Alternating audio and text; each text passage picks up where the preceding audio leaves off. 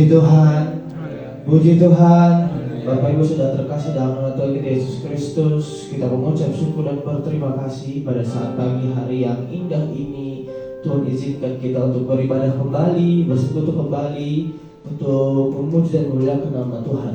Sebelum kita memulai seluruh rangkaian ibadah kita pada saat pagi hari ini, saya ingin menghimbau kepada kita semua jemaat terkasih dalam nama Tuhan kita Yesus Kristus untuk menonaktifkan sementara alat elektronik, handphone, tab, dan segala macamnya, agar kita menikmati hadirat Tuhan yang dimana kita akan serahkan tubuh jiwa raga kita ke dalam tangan Tuhan.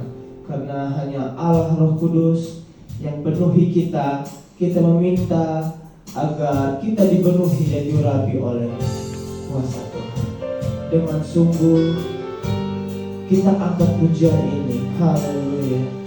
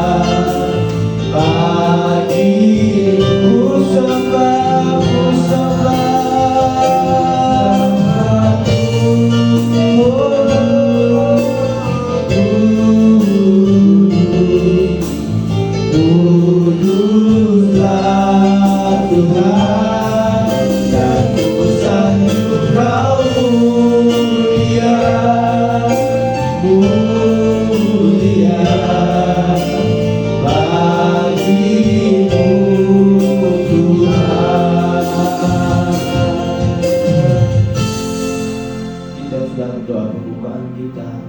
Berfirmanlah ya Tuhan, sebab aku mendengar-Mu. Nyatakanlah kepadaku untuk kemuliaan nama-Mu. Penuhilah jiwaku dengan kasih karunia-Mu. Haleluya. Amin. Bapak Ibu sudah terkasih dalam Tuhan Yesus Kristus, kini saatnya kita berdiri di altar. Tenangkan hati dan jiwamu, arahkan pandanganmu, pujian-pujian terbaik hanya untuk Tuhan. Serahkan dirimu kepada Tuhan pada saat pagi hari ini.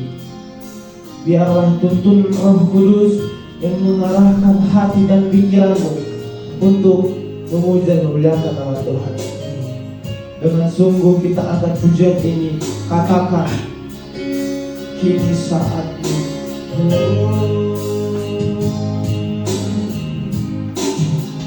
Kini saatnya berdiri di altarnya.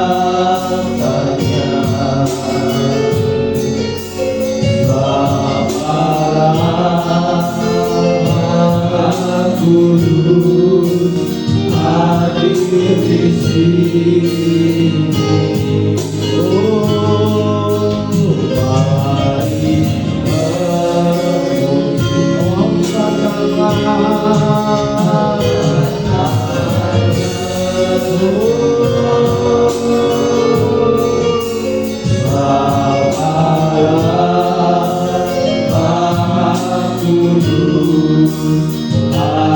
memuji dengan sungguh katakan kita, ini saatnya berdiri di altarnya. Amin.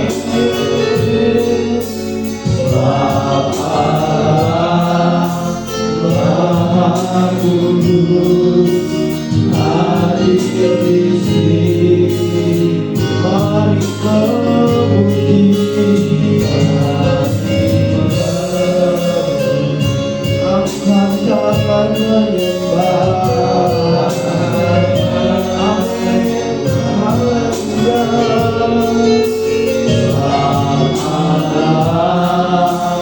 Maha Kudus hadir di sini. Kita masuk, kita masuk tanah sucinya bersama para malaikat menyembah.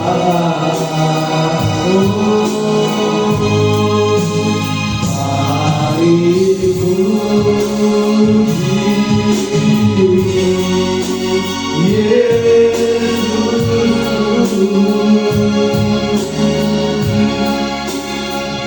kita masuk hadiratnya Maha Kudus.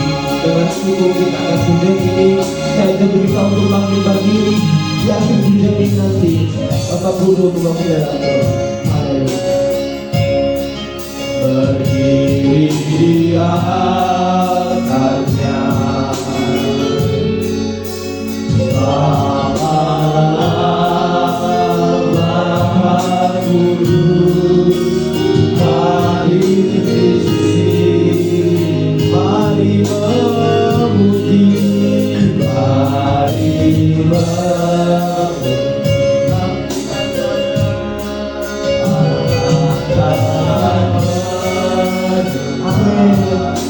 Sebab Allah Maha Kudus hadir di sini. Katakan kita masuk.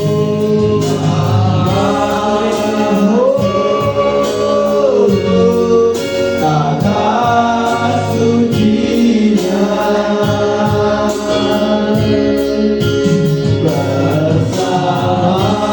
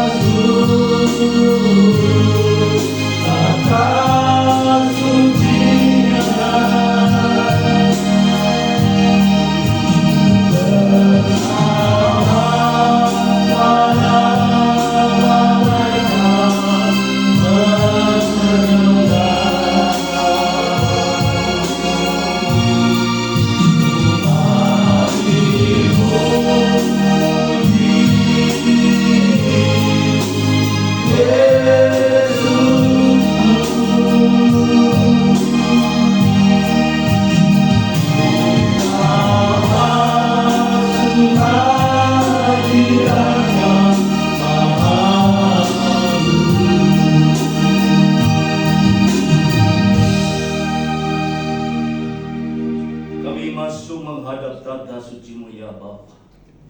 Terima kasih Tuhan melayakkan kami boleh ada berkumpul di hadirat-Mu saat ini. Sepanjang minggu yang telah kami lewati,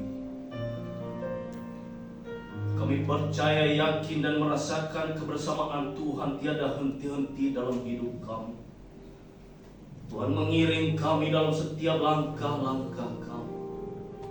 Dan pada saat ini Bapa, kami boleh datang di hadirat Tuhan menyampaikan ucapan syukur kami di hadapan Tuhan. Kami datang menyembah, memuliakan Engkau sebab Engkau layak dipuji, disembah, dimuliakan ya. Engkaulah memang Allah yang ajaib bagi hidup kami.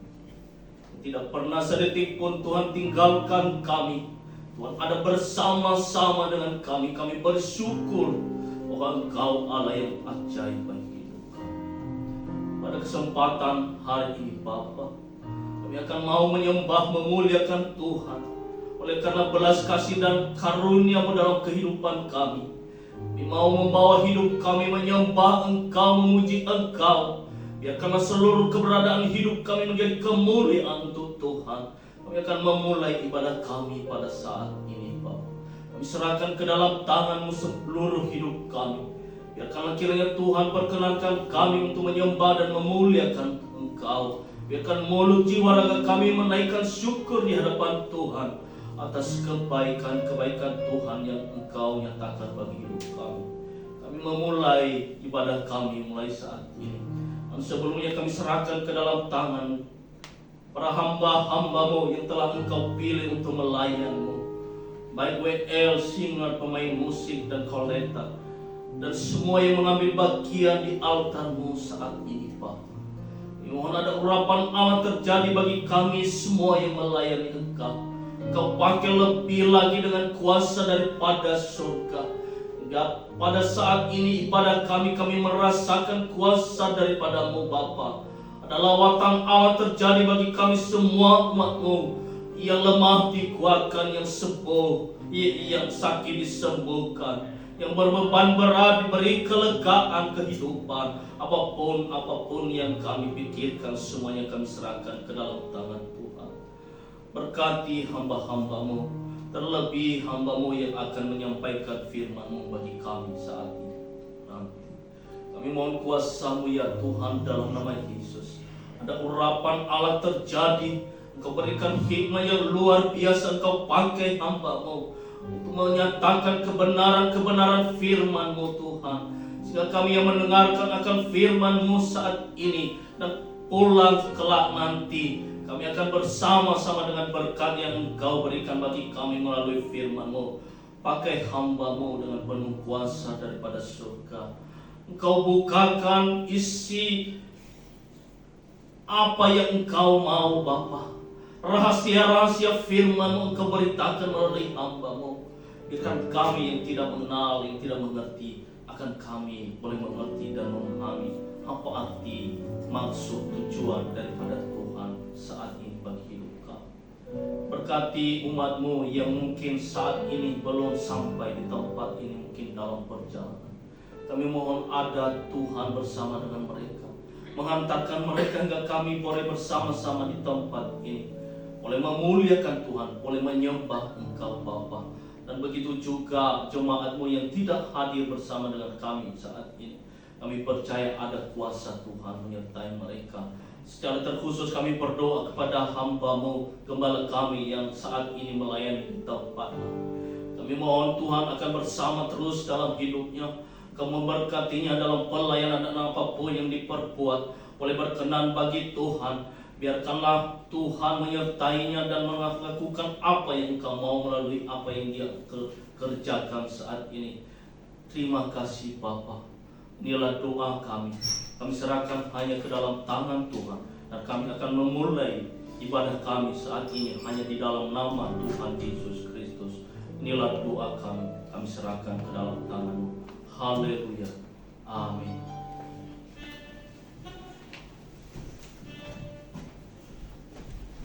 Persilakan dulu kembali. Puji Tuhan. Puji Tuhan.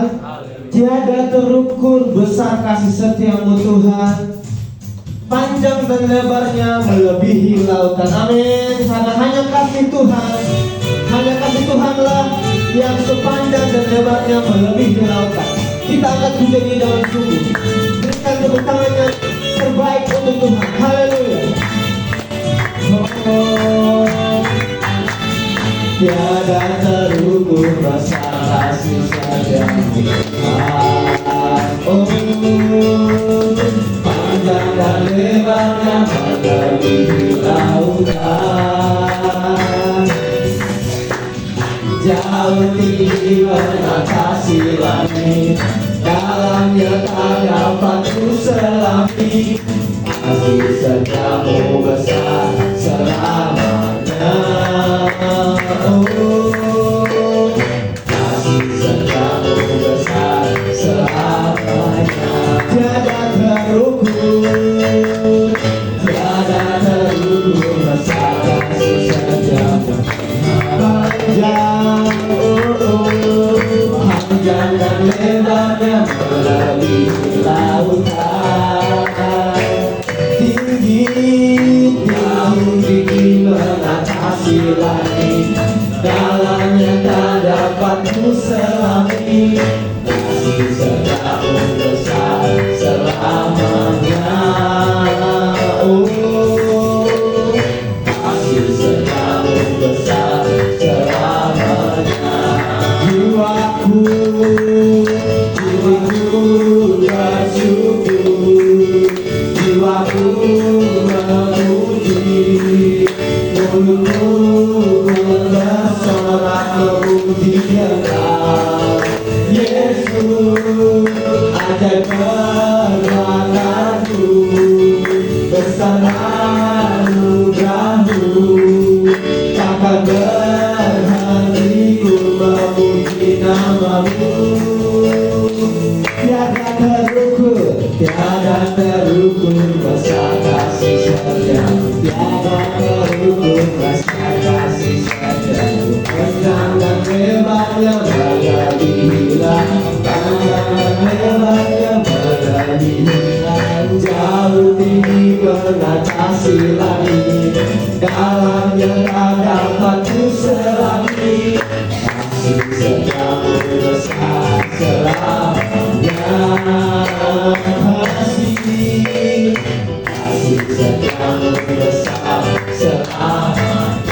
Hatiku bersyukur, hatiku bersyukur, jiwaku, amin, mulutku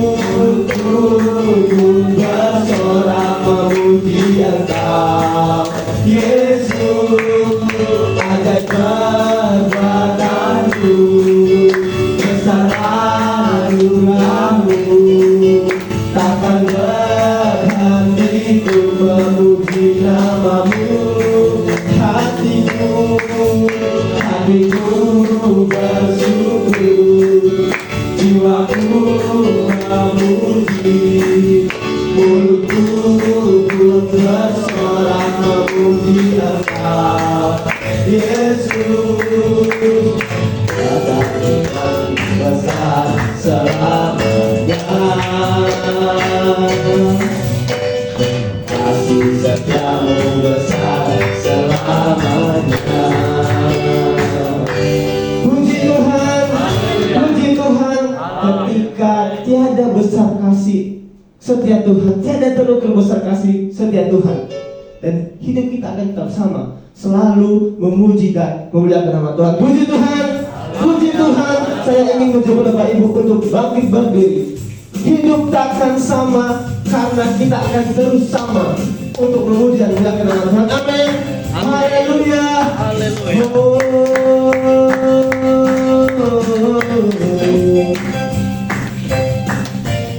Dengan sungguh katakan hujan ini, Kaulah satu-satunya.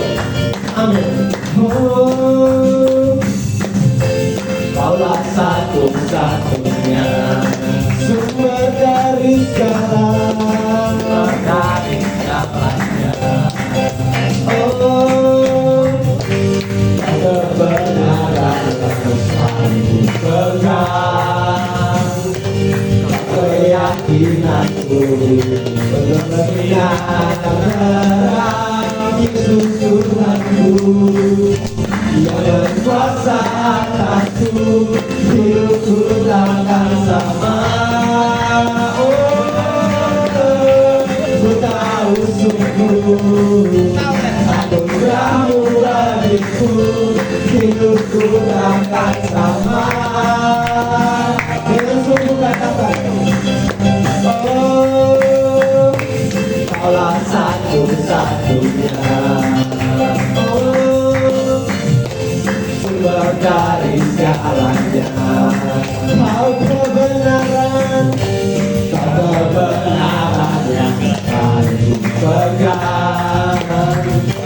Kau keyakinanku, seperti terang Yesus Tuhanku, berkuasa atasku, hidupku takkan sama. Ku tahu sungguh anugerah-Mu bagiku, hidupku takkan sama. Ku tahu sungguh anugerah-Mu bagiku, hidupku takkan sama. Ku tahu sungguh anugerah-Mu bagiku, hidupku takkan sama. Ku tahu sungguh anugerah-Mu bagiku, hidupku takkan sama. Berikan kemuliaan Tuhan, puji Tuhan.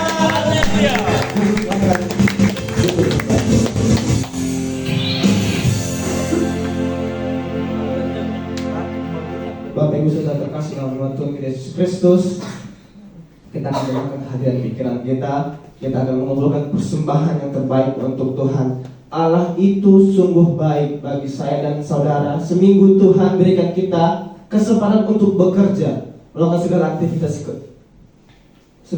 pekerjaan kita. Dan pada hari ini izinkan Tuhan, anugerah Tuhan dalam kehidupan kita untuk memuji dan memuliakan namanya. Kita berikan yang terbaik untuk Tuhan. Dan di akhir pujian ini kami mengundang evangelis Dedi Haryanti untuk membawa kita dalam doa. Allah itu baik, sungguh baik bagiku. Haleluya. Haleluya.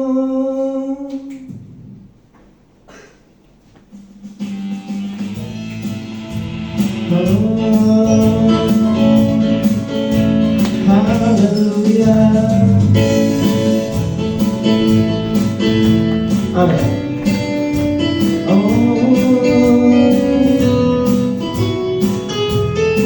Katakan, Allah itu baik. Allah itu baik, sungguh baik bagiku.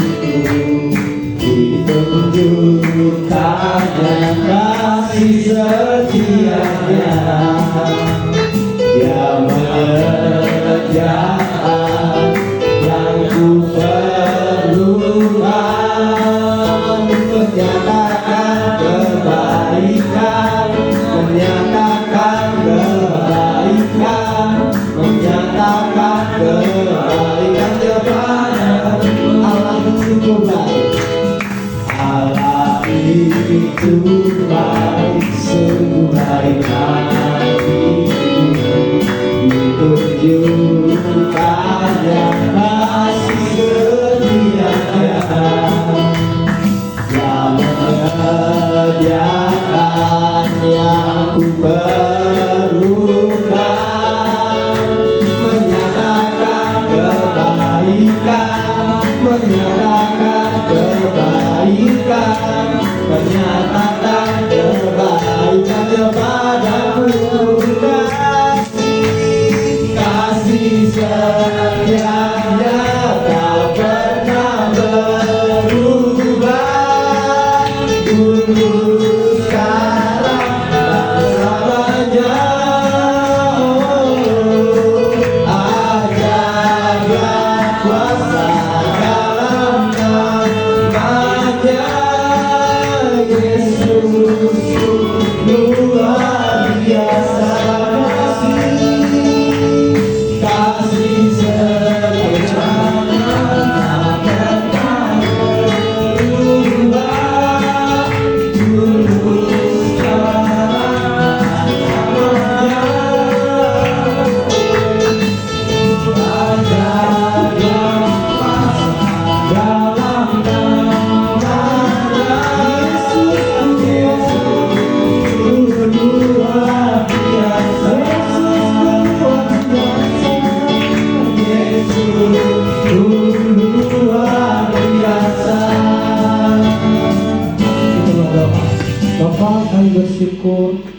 atas anugerah-Mu dan penyertaan-Mu dalam kehidupan kami. Ya, sampai pada titik ini Bapa, kami bisa bernafas, kami bisa memuji dan menyatakan nama-Mu Bapa. Terima kasih Bapa, terima kasih Yesus. Jika sebentar lagi kami akan memberikan persembahan kami Bapa, kiranya Engkau menerimanya dengan hati yang berlimpah Bapa. Biarlah melalui persembahan kami ini Bapa, nama-Mu termuliakan, dan bahkan juga gereja-Mu diberkati melalui persembahan kami Bapa.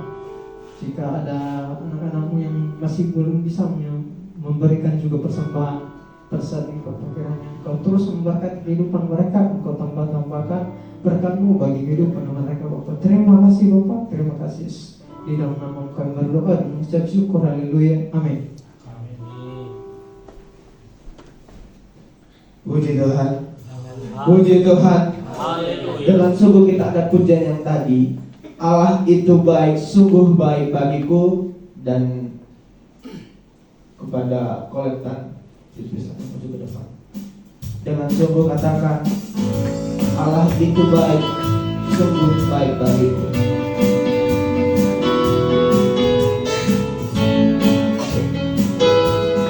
Allah itu baik, sungguh baik bagiku. Ditunjukkan yang kasih setianya, yang menyediakan yang ku perlukan, menyatakan kebaikan, menyatakan kebaikan, menyatakan kebaikannya padaku. Kasih setianya tak pernah berubah, dulu sekarang selamanya.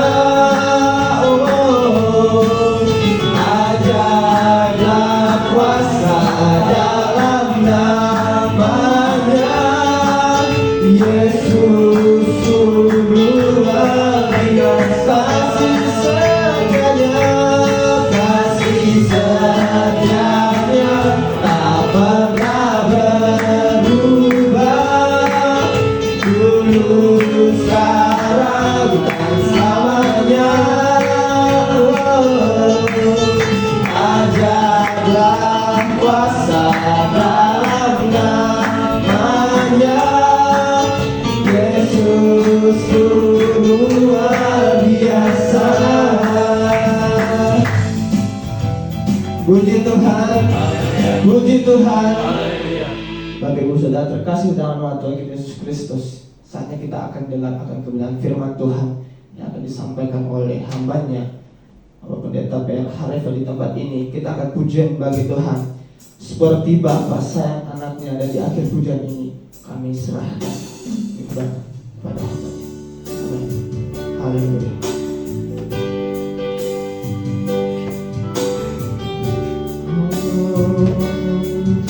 Saya coba kita untuk bangkit berdiri.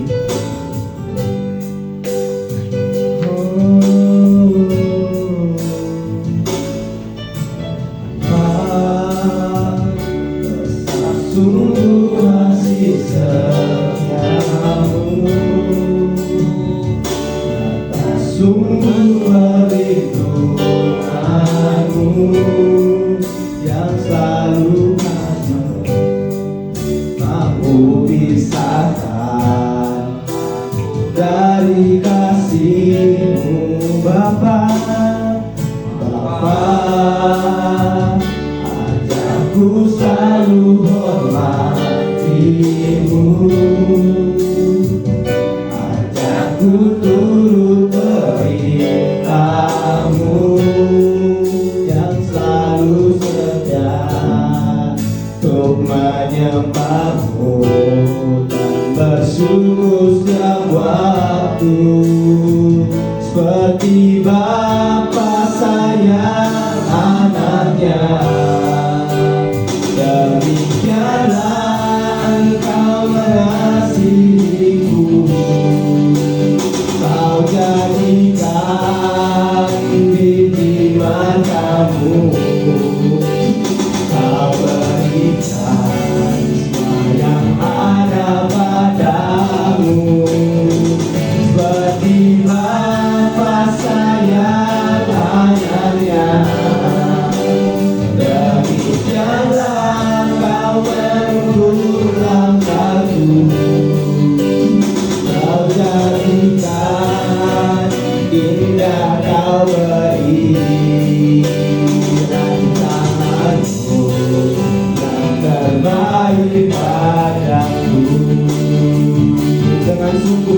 Tuhan Bapa.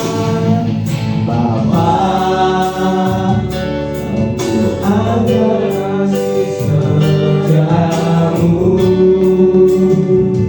yang tak sungguh perlindunganmu, tak satu kuasa mampu pisahkan aku dari kasih Bapa. Ajarku selalu hormatimu, ajarku turut perintahmu. Oh, ya, ya. Dan bersyukur setiap waktu seperti Bapa sayang anaknya. Demikianlah Engkau mengasihiku, Kau jadikan biji matamu, Kau berikan semua yang ada padamu, seperti Bapa sayang anaknya. Demikianlah Engkau mengasihiku, Kau jadikan biji matamu, Kau berikan semua yang ada padamu, seperti Bapa sayang anaknya.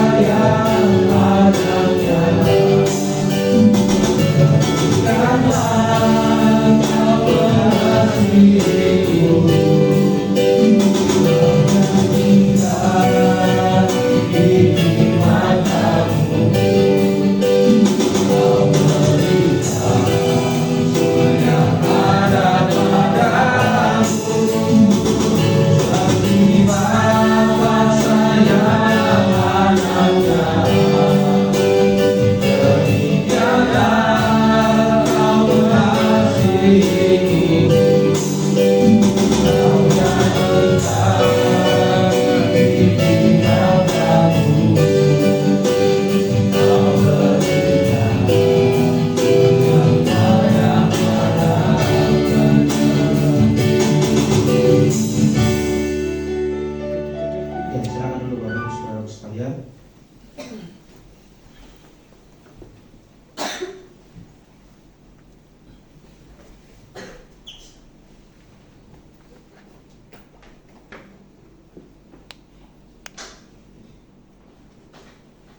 Puji Tuhan.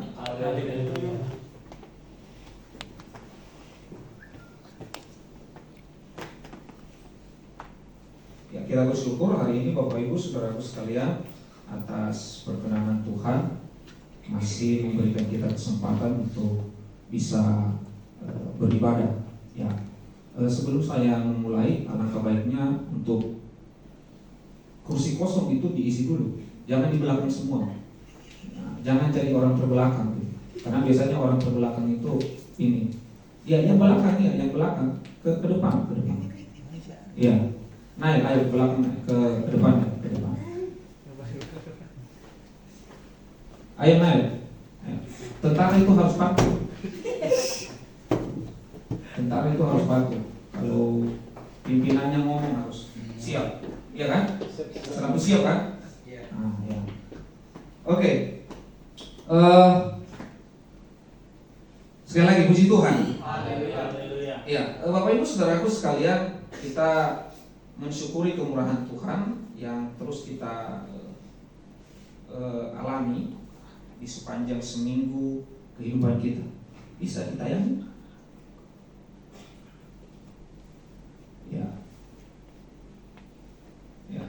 Dan kiranya sepanjang minggu yang sudah kita lewati, kita melihat berkat kasih kemurahan Tuhan yang terus terjadi atas kehidupan kita, ya.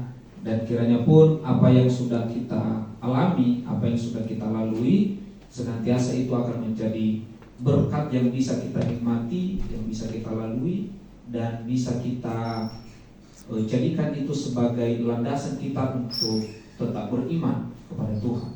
Nah, oleh sebabnya Bapak Ibu Saudaraku sekalian, saya akan kita akan coba mempelajari tentang satu tokoh di dalam Alkitab. Satu tokoh di dalam Alkitab yang sangat jarang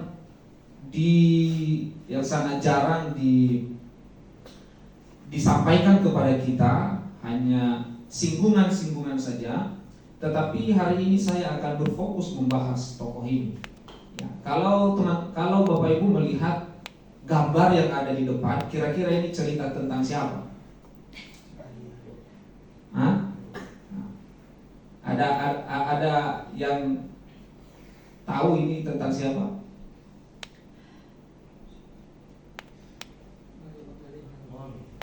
Hah? Siapa? Cewek cantik. Ya. Gitu ya. Ini siapa ini? Maliko. Bukan. Hah? Oh, Ibu ini siapa? Iya. Iya, benar. Iya ya. Ya benar, meskipun nggak diucapkan, benar aja lah itu sudah ya. Nah, Bapak Ibu, kita akan berbicara tentang satu tokoh ini, dan kita akan membahas dari pasal 1 sampai pasal 4. Ya. Hah?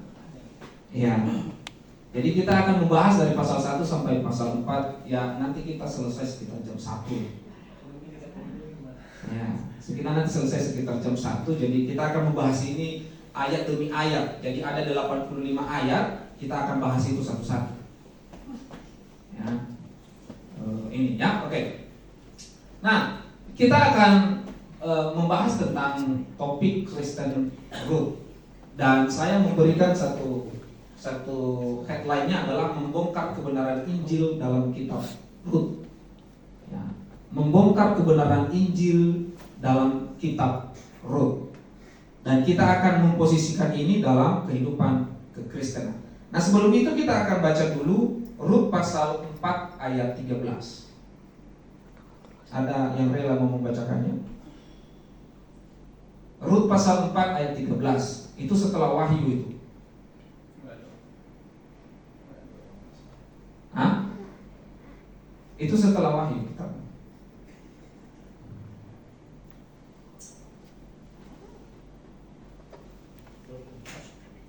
Empat ayat 13. Ayatnya 13 bunyinya demikian. Lalu Boas mengambil Ruth, dan perempuan itu menjadi istrinya, dan dihampirinya lah dia. Maka atas karunia Tuhan, perempuan itu mengandung, lalu melahirkan seorang anak laki-laki. Iya. Nah, Bapak Ibu, ini adalah kalau kita melihat ya, kalau Bapak Ibu mau mencoba membaca dari pasal 1 sampai pasal 4, ini adalah kisah romantika. Kisah romantika dan kisah yang indah dan menarik yang sampai hari ini selalu diingat oleh orang-orang Yahudi. Ini kisah yang indah, menarik, dan romantis. Ya. Kalau nggak mau baca, jadi saya punya bahan ke depan karena tidak pernah dibaca. Nah, itu. Nah, jadi saya akan mencoba membongkar kebenaran Injil dalam kitab Ruth ini, ya, dari pasal 1 hingga sampai di pasal yang keempat. Tetapi sebelumnya kita akan melihat beberapa hal yang dimana kita akan memfokuskan tentang pembahasan kita. Yang pertama, sebenarnya arti nama Ruth itu apa? Lalu biografi singkat tentang Ruth, lalu konteksnya, dan susunan kebenaran Injil dalam kitab Ruth, terus gambaran Injil dalam kitab Ruth, implementasi, dan kesimpulan. Maka itu akan menjadi fokus dari pembahasan kita hari ini. Nah, Bapak Ibu Saudaraku sekalian, saya selalu mengatakan kepada mahasiswa dan siapapun yang menyampaikan firman Tuhan, segala sesuatu yang kita bahas di dalam perjanjian lama itu harus merujuk kepada Kristus. Ya, itu harus merujuk kepada Kristus. Tidak boleh dilarikan dari sana. Nah, jadi kitab Rut juga, ini kebanyakan orang hanya membahas tentang Rut saja. Bagaimana dia seorang perempuan yang apa banget ya? Seorang perempuan yang taat setia kepada Naomi, seorang perempuan yang taat kepada Naomi, seorang perempuan yang terus mengikut Naomi, seseorang yang tidak mau pergi, ya, tidak mau pergi meskipun iparnya dari Rut ini pergi meninggalkan Naomi, tetapi Rut tidak meninggalkan Naomi, padahal Naomi itu adalah orang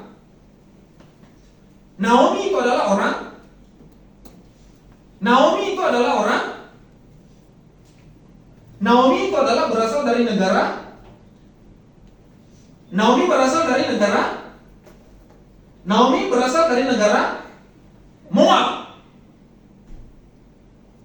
Dan Moab itu adalah musuh. Moab musuh. Ini. Makanya itulah pentingnya kalau hamba Tuhan itu mengatakan baca Alkitab supaya bisa tahu dan tidak blank kita pernah.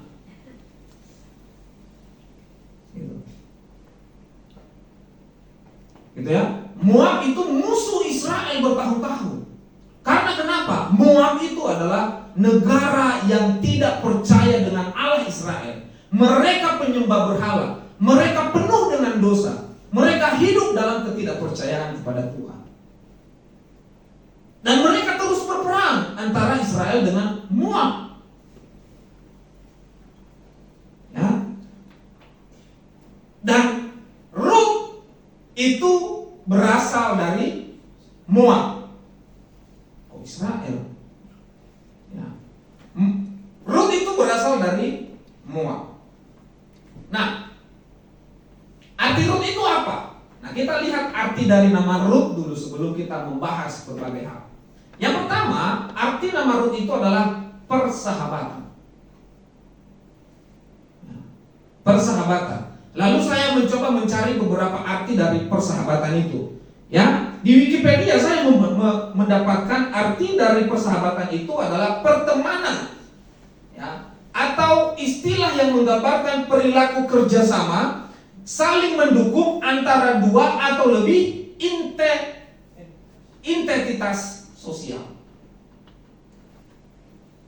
Ya, Wikipedia mengatakan itu menggambarkan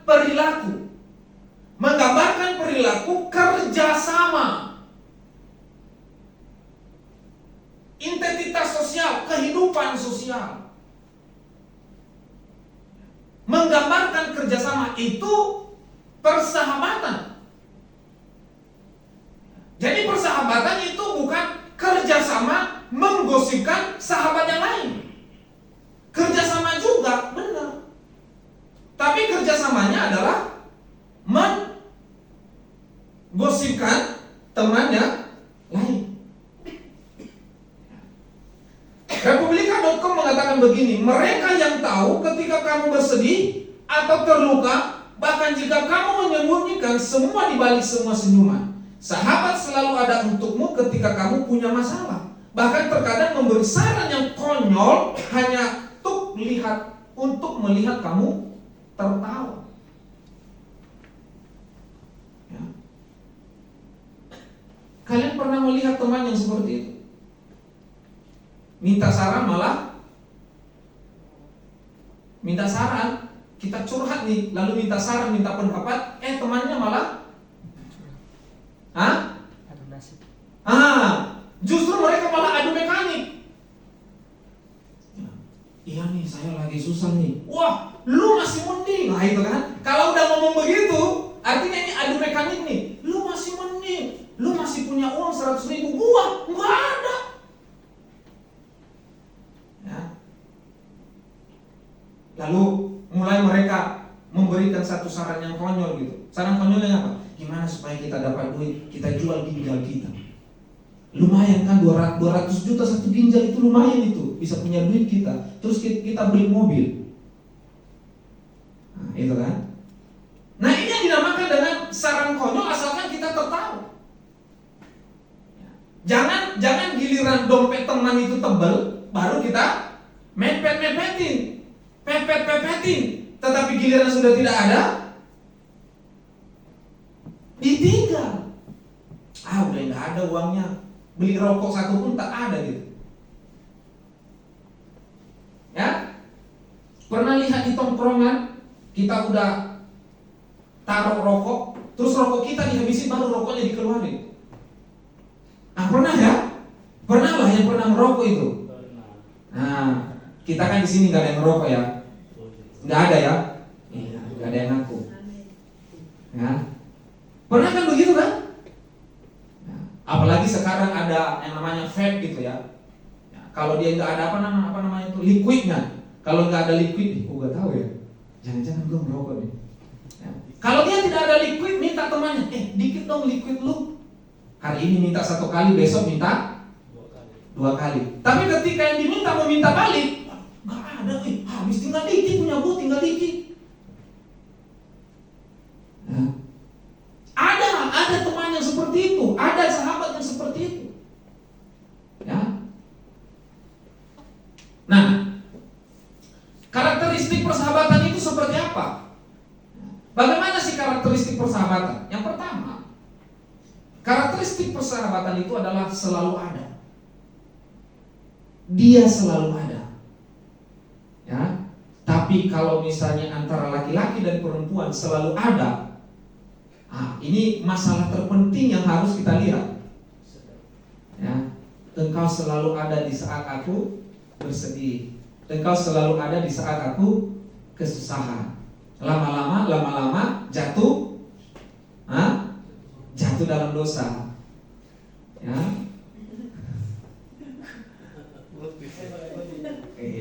Dikit. Ini baru awal ini, tenang aja, masih banyak. Ya. Yang kedua, pendengar yang baik. Seorang sahabat harus menjadi pendengar yang baik. Tapi kalau dia kamu udah ngomong nih, terus dia udah nguak-nguak, udah berhenti itu udah. Nggak usah lagi curhat itu. Kalau bisa pun itu orang tinggalin udah. Karena kenapa? Dia tidak berniat mendengarkan ceritamu. Dia tidak berniat mendengarkan apa yang sedang kamu curhatin kepada dia. Tapi seorang pendengar yang baik, dia akan mendengar. Meskipun tidak ada solusi, tetapi dia bisa mendengar. Karena dalam ilmu psikologis itu teman-teman, ketika orang bercerita kepada kita, itu 25% bebannya itu ringan. Ketika dia bercerita kepada kita. Makanya kalau ada orang bercerita, jangan diabaikan, dengarkan. Tahan dulu menguakmu itu. Tahan gitu. Karena kenapa? Ketika orang mau bercerita, itu dalam hatinya itu udah penuh. Nggak ada tempat yang mau dia curhatin. Sehingga dia mendapat, ini kayaknya Heri ini bisa dengarkan cerita saya. Karena di dalam Alkitab ada orang yang datang kepada seseorang, tetapi akhirnya dia bunuh diri. Dia mendapat teman curhat yang salah sehingga berujung kepada bunuh diri. Tahu siapa? Yudas. Saya terang besar. Yudas. Maju bila dia. Ya, Yudas Iskariot. Dia mendapat teman curhat yang salah sehingga dia berakhir di mana? Di pohon gantung. Dia berakhir di tali kedelai apa keledai?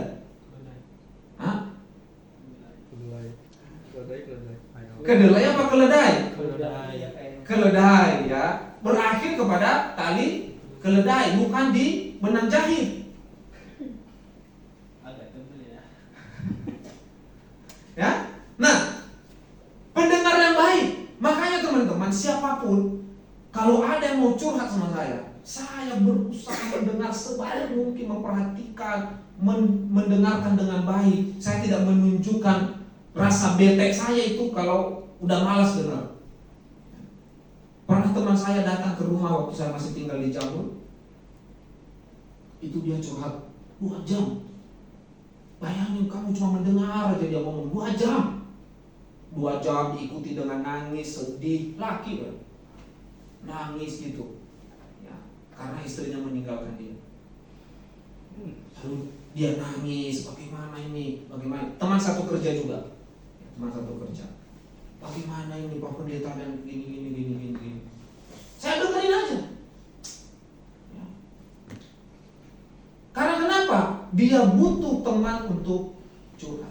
Sampai berhari-hari itu kapan ada di rumah. Artinya dia sangat membutuhkan teman untuk bercerita. Ya kan? Ketika orang bercerita, jangan malas mendengar. Dan jangan merespon yang aneh-aneh. Jangan merespon. Tahu respon yang aneh-aneh?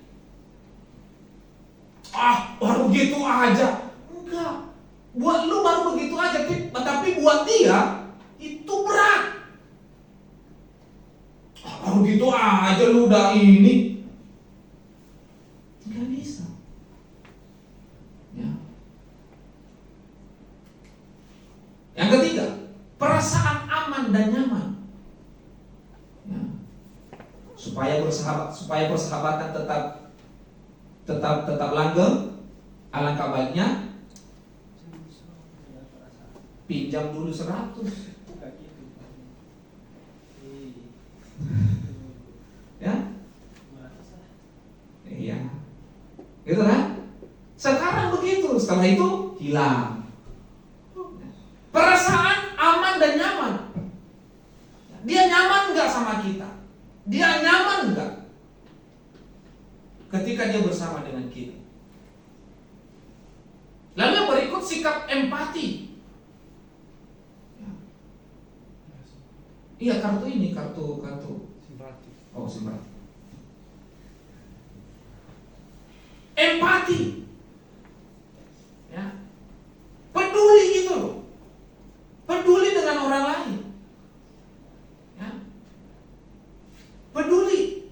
Banyak orang nggak mau peduli. Tapi ya, banyak orang juga yang dipeduliin menganggap nanti ini ada sesuatu nih.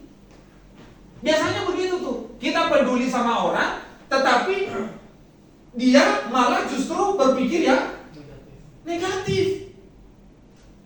Nanti ada nih yang maunya nih, ada maunya nih. Ya, ada maunya. Janganlah gitu. Kita tidak peduli juga dianggap pendeta begitu sih, kok nggak peduli sih sama jemaat. Tapi kita peduli, dipikir ada maunya. Ini serba salah ini. Serba salah. Yang terakhir, karakteristik seorang persahabatan itu adalah sikap menghadapi pertengkaran. Seorang sahabat yang baik itu pasti jarang bertengkar. Seorang sahabat yang memang benar-benar sahabat, kalau mereka bertengkar, mereka akan mampu menyelesaikannya dengan bercanda. Tapi kalau seorang sahabat bertengkar, diam sampai 6 bulan, 1 tahun, sampai 2 tahun, itu bukan sahabat. Ya. Tapi seorang sahabat ketika bertengkar, sorry bro, gue salah ya. Sorry ya. Ya. Dan Ruth memiliki karakteristik ini semua. Dia memiliki karakteristik ini semua. Kalau teman-teman membaca Ruth pasal 1 sampai 4 itu, karakteristik ini dimiliki oleh Ruth. Ruth memiliki ini semua. Baik itu selalu ada dengan Naomi, pendengar yang baik, dia mendengarkan keluh kesah Naomi, perasaan aman dan nyaman. Naomi nyaman bersama dengan Ruth karena Ruth bertanggung jawab menghidupi mertuanya yang sudah tua. Dia empati, dia peduli dengan mertuanya. Lalu dia bagaimana ketika mungkin dalam hatinya ketika menghadapi mertuanya pun hatinya pun kayak karena udah tua kan, udah lemah, tetapi dia menghadapi itu dengan sama-sama baik. ini menantu yang baik ini, menantu yang sangat diidam-idamkan. Tapi apakah hari ini ada yang seperti itu? Optimis bro. Masuk setan musuh. Amin kan? Ya, kita aminkan itu. Nanti kita doakan di doa syafaat. Kalau pendeta udah berdoa syafaat, jadi itu. Nah, biografi singkat tentang Rut. Yang pertama, dia itu berasal dari Moab, tidak percaya kepada Allah Israel, janda Mahlon. Ada dua anak Naomi, yaitu Mahlon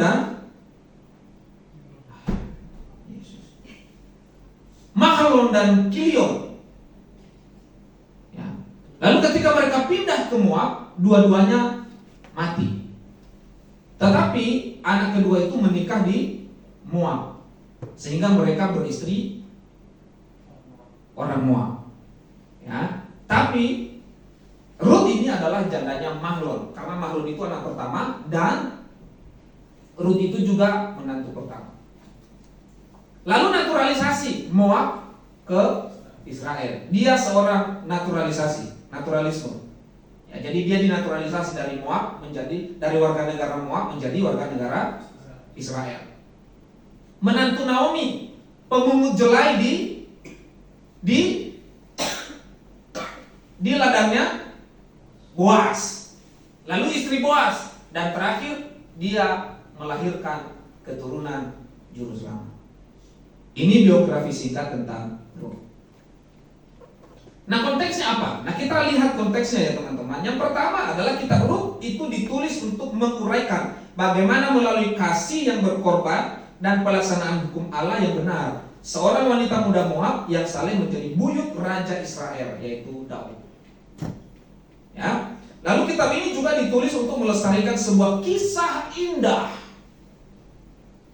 Kisah indah dari hakim-hakim mengenai sebuah keluarga saleh yang kesetiaannya dalam penderitaan sangat kontras dengan kemerosotan rohani dan moral yang umum di Israel pada masa itu.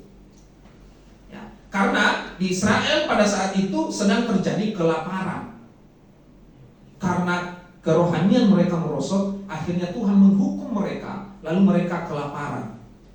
Kelaparan betul-betul. Sehingga keluarga Elimelek itu suaminya Naomi, mereka pindah ke Moab. Karena di Moab itu ternyata belum terjadi kelaparan, sehingga mereka pindah ke sana. Mereka pergi sekeluarga, Elimelek, Naomi, ya, Mahlon dan Kilion. Mereka pindah ke sana. Yang notabene mereka orang Israel pindah ke Moab, yang dimana Moab itu adalah musuh bangsa Israel. Dan mereka adalah negara yang tidak percaya kepada Allahnya Israel. Bayangkan bagaimana perjalanan itu. Mereka dari Bethlehem keluar dari dari kota roti. Mereka keluar dari kota roti dan lalu mereka pindah ke Moab, yang dimana Moab itu adalah tempat orang-orang berdosa. Gitu ya? Nah, itu konteksnya. Itu konteks dari kitab Rut ini. Nah, bagaimana saya menyusun terkait dengan susunan kebenaran Injil dalam kitab Rut? Nah, yang pertama, perjalanan Bethlehem ke Moab dan dari Moab ke Bethlehem. Perpindahan tersebut menelan korban 3 orang. Mereka itu sudah diam di mana? Di Bethlehem. Bethlehem itu adalah kota roti. Ya. Kota roti atau rumah roti. Bethlehem itu namanya rumah roti. Ya, mereka pindah dari sana di mana sudah ada larangan Allah bahwa orang Israel itu tidak bisa bergabung dengan orang-orang Moab, karena mereka orang-orang yang tidak percaya kepada Tuhan. Mereka orang-orang Moab yang tidak mempercayai Allah Israel, sehingga Allah menyuruh mereka untuk tidak saling mengambil, untuk saling tidak menikah. Tetapi Elimelek mengambil keputusan untuk pergi ke Moab. Keputusan yang sangat sulit, tetapi dia pergi ke sana. Ya, bagaimana perjalanan mereka dari Bethlehem ke Moab? Dan akhirnya keputusan itu berakibat fatal. Mereka mengalami duka cita dan 3 oranglah meninggal di sana. Mahlon, Kilion, Elimelek. Elimelek, Mahlon, dan Kilion. 2 anak, 1 suami. Ya. Mereka mengambil perempuan Moab untuk dinikahi dan akhirnya korban tanpa anak. Mahlon dan Kilion tanpa anak. Tetapi Elimelek, Mahlon dan Kilion meninggal di Moab. Keputusan yang salah akan mengakibatkan fatal. Ya. Keputusan yang salah. Perjalanan Bethlehem, Moab, lalu ke Bethlehem. Perjalanan bangsa Israel bagaimana?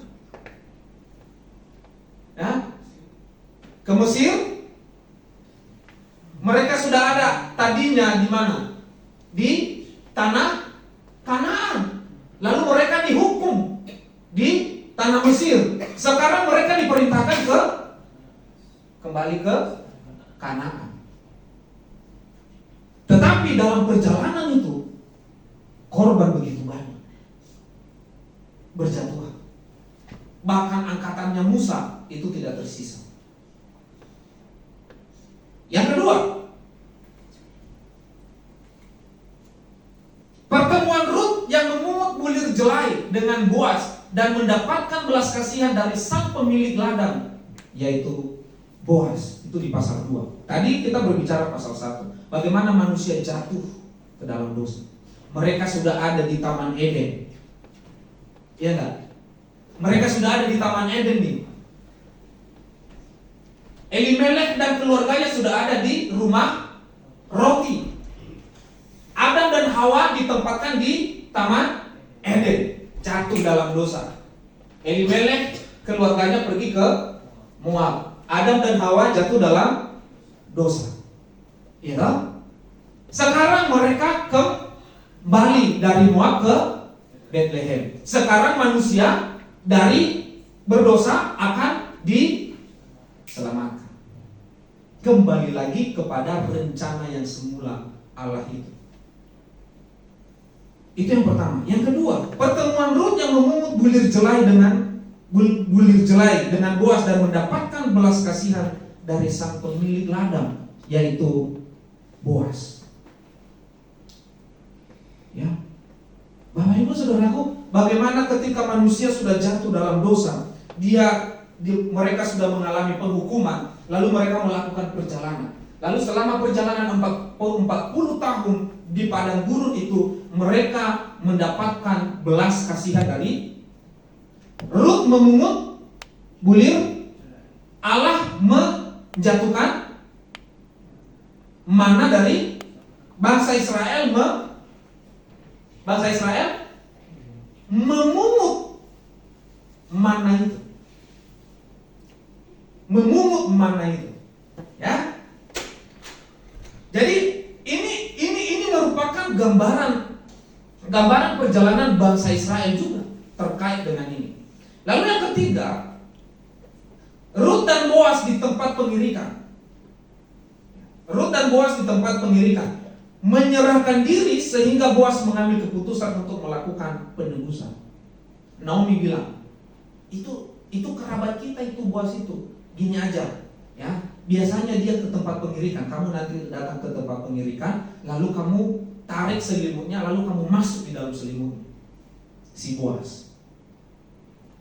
Ya. Rut bilang, nggak boleh begitu. Enggak, dia datang. Kenapa? Karena itu yang dinamakan dengan penyerahan diri sepenuh. Dia sudah mendapat belas kasihan Boaz, lalu dia menyerahkan diri sepenuhnya kepada Boaz.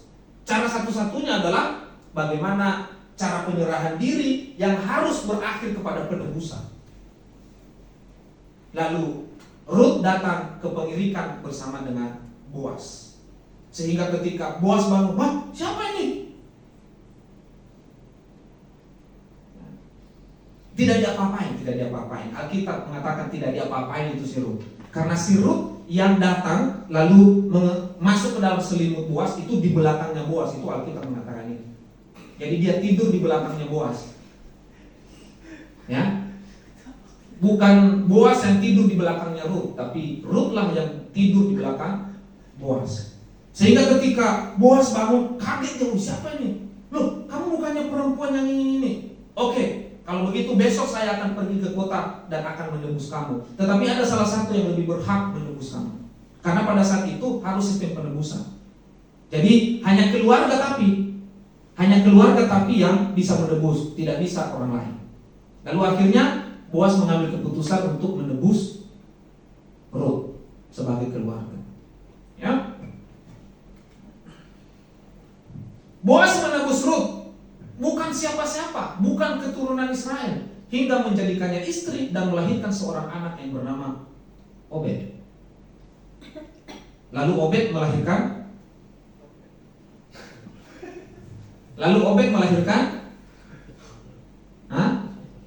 bukan Isai, Pak.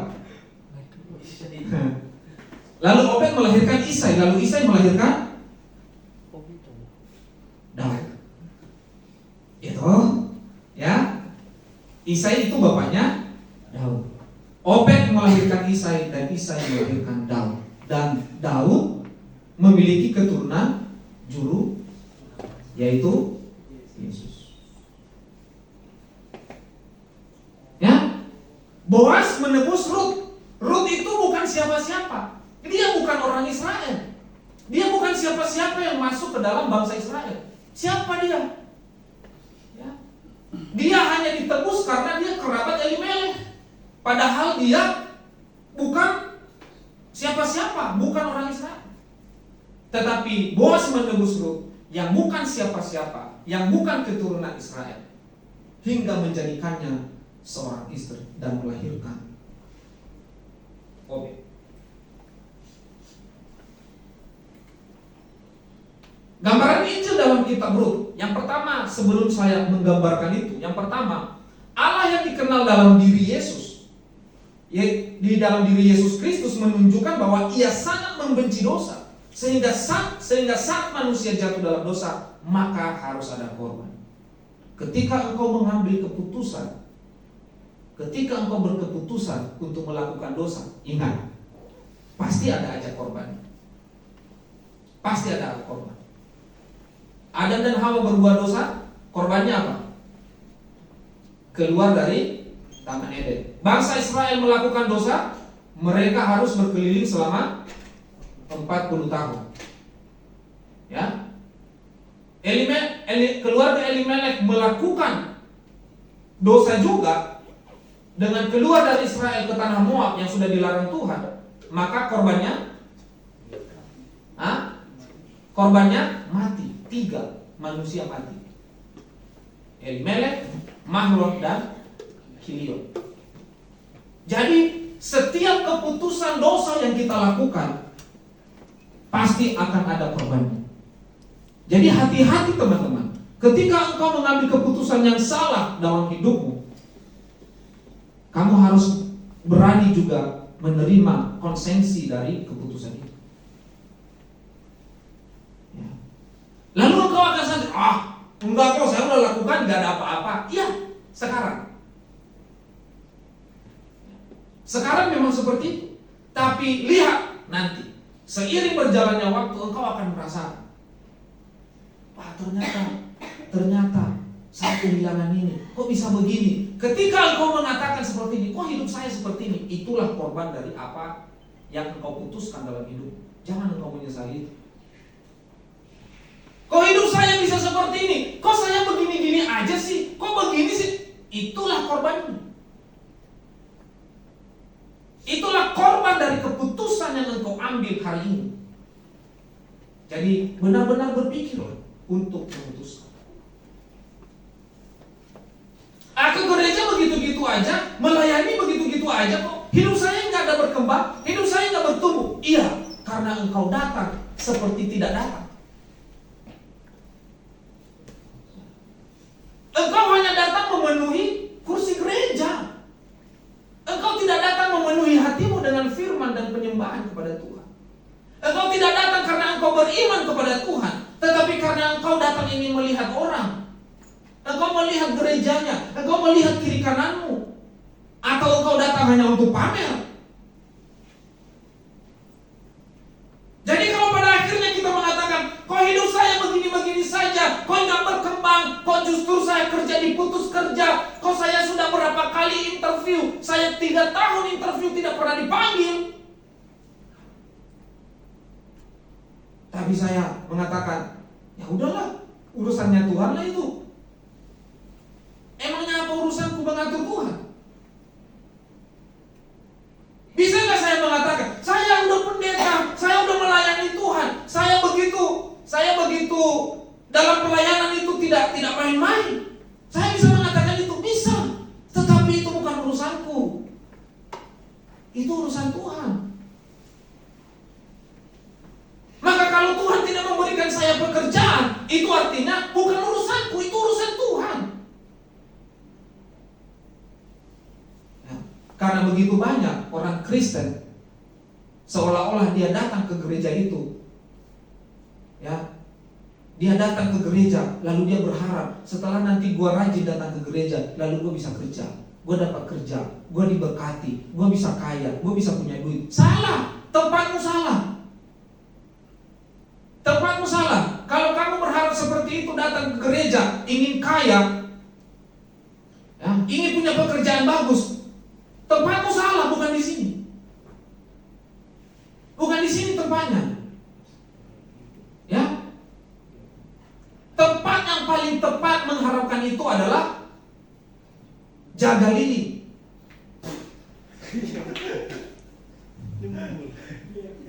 Ada api.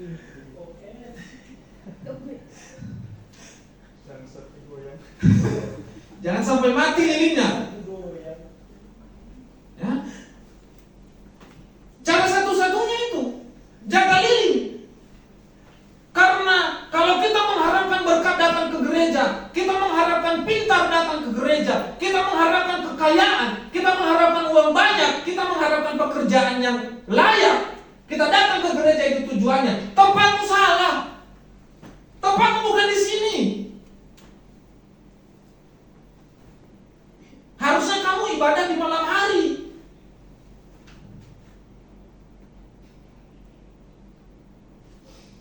Ayo lanjut. Jaga diri.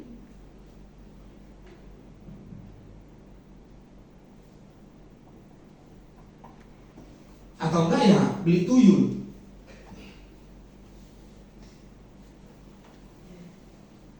Ya. Jadi kita salah Bapak Ibu kalau tujuan kita yang seperti itu. Salah banget. Ya. Meskipun manusia sudah berbuat dosa dan memberontak kepada Tuhan, dia tetap menunjukkan belas kasihnya kepada manusia melalui pemeliharaannya. Ya. Apa yang tidak dilakukan Israel kepada Tuhan? Memberontak iya, bersungut-sungut iya, bahkan menghujat Tuhan iya. Tapi apa yang dilakukan Tuhan kepada bangsa Israel? Mereka selalu Allah menyatakan belas kasihnya kepada Israel. Ya. Keluarga Elimelek menjadi melanggar peraturan Allah.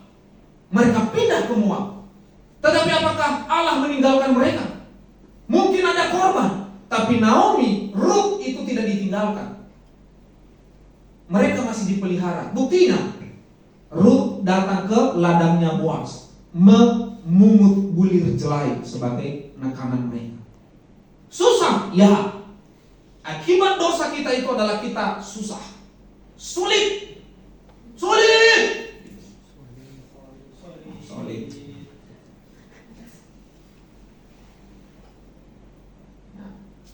Dia tetap menyatakan belas kasihnya kepada manusia.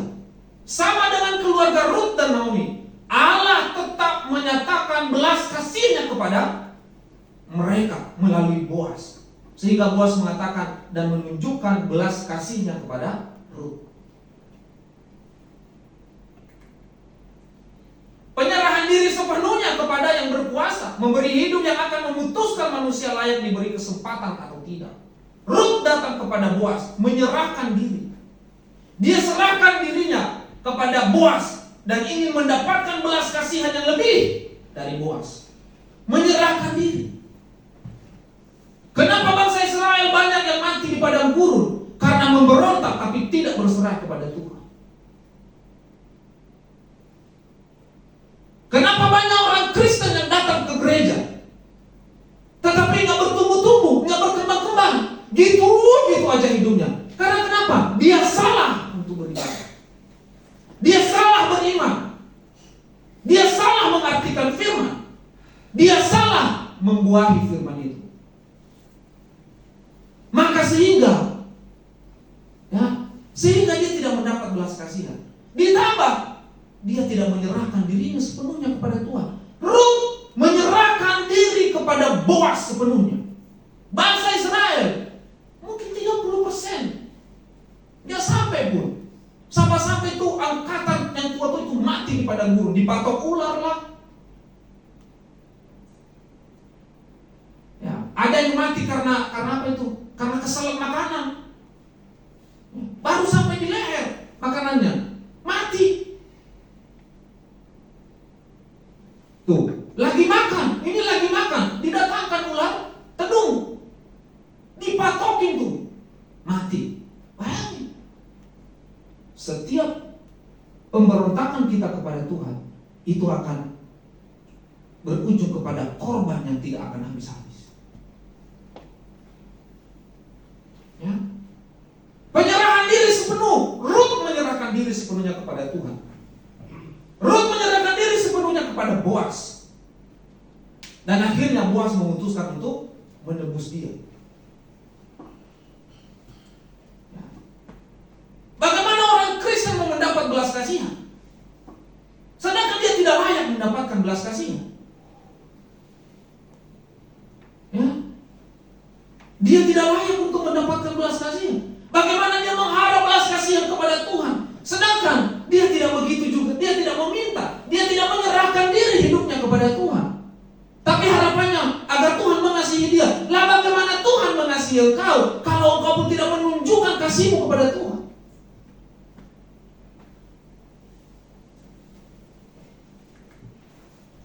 Manusia dahulunya bukanlah siapa-siapa, bukan keturunan Israel, bahkan layak untuk dihukum, masuk neraka. Tetapi Yesus menebus kita yang bukan siapa-siapa dan menjadikan kita sebagai mempelai wanitanya pada akhir kehidupan kita di bumi.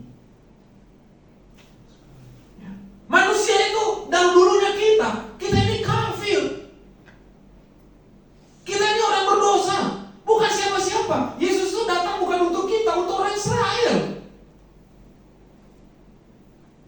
Siapa kita? Kita bukan keturunan Israel, kita keturunan orang berdosa. Karena Yesus datang itu kepada orang Israel, tetapi karena orang Israel tidak menyerahkan dirinya, tidak percaya kepada Tuhan, akhirnya dia datang ke Samaria. Ya, ke Samaria itu, orang Samaria itu adalah orang-orang yang di orang Israel mengatakan orang Samaria itu orang kafir, orang berdosa. Dan orang Samaria itu adalah gambaran hidup kita. Akhirnya Yesus beralih misinya ke orang-orang Samaria, ke orang-orang kafir, ke orang-orang berdosa. Dan orang-orang berdosa itu adalah kita, salah satunya. Samaria bukan orang Israel, kita bukan orang Israel, tetapi Yesus justru menebus kita yang bukan siapa-siapa itu. Yang dahulunya bukan kita ini bukan siapa-siapa, tetapi Dia menebus kita. Ya? Lalu bagaimana kita merespon itu? Kisah Rut dan Boaz adalah merupakan gambaran penebusan Allah terhadap manusia yang dari bukan siapa-siapa menjadi berharga oleh karena penebusan. Yang dari bukan siapa-siapa dan akhirnya berharga oleh karena penebusan Tuhan itu. Tapi terkadang penebusan itu tak pernah kita hargai. Tak pernah kita hargai.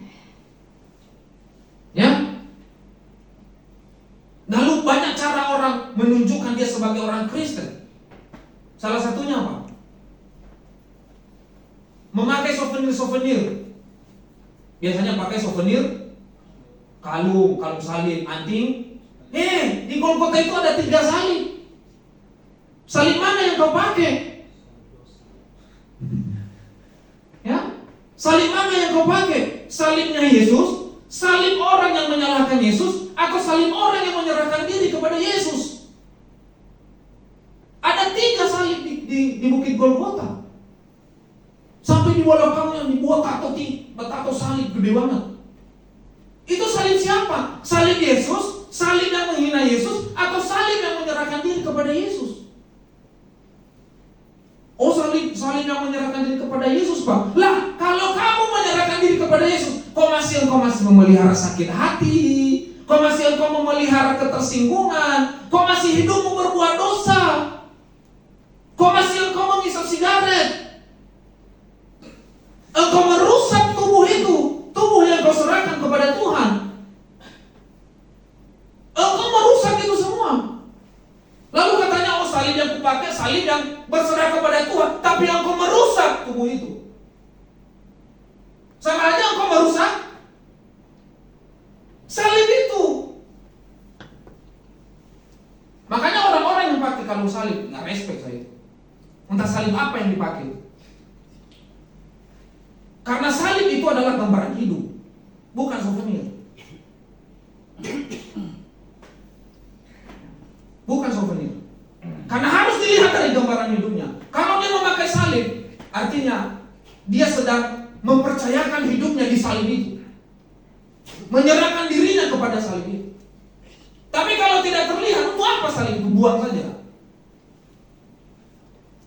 Maka kisah Rut dan Boaz itu adalah kisah yang menggambarkan penebusan Allah kepada manusia yang bukan siapa-siapa, bukan keturunan Israel, dan yang tadinya tidak berharga akhirnya berharga oleh karena penebusan itu. Ya.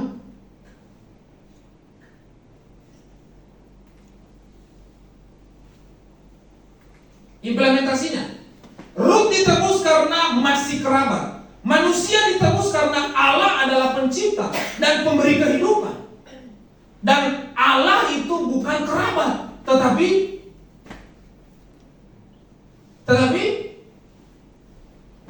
ini di atas. Ya Allah, udah ada tulisannya.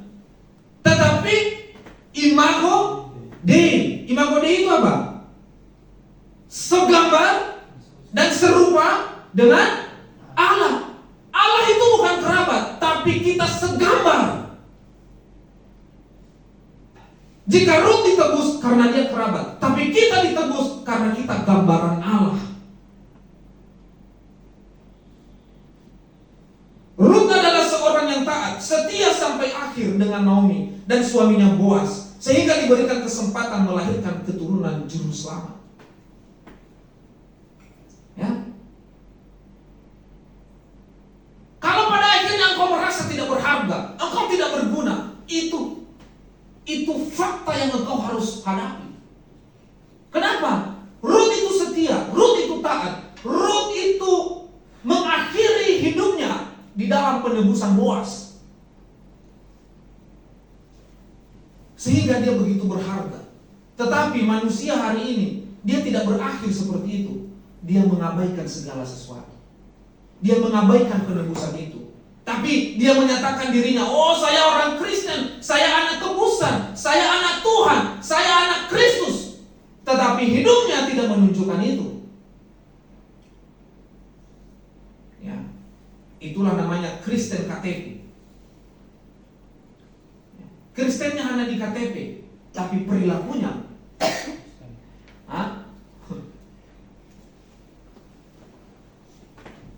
manusia zaman sekarang tidak tahu diri sama sekali.